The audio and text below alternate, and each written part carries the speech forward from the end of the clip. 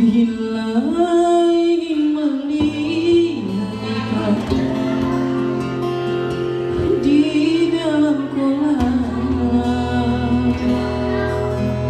terangkan dulu airnya sehingga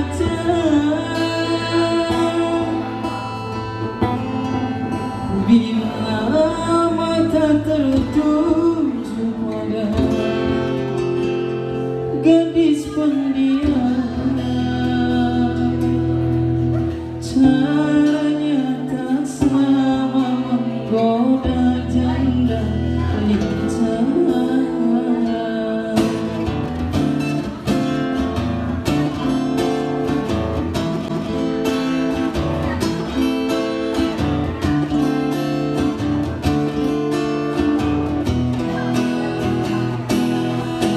Bila ingin melihat ikan di dalam kolam, tenangkan dulu airnya sebening kaca.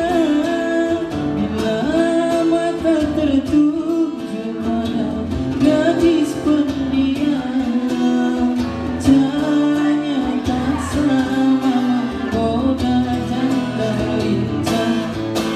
Jangan dulu, janganlah diganggu, biarkan saja dia duduk dengan tenang, senyum-senyum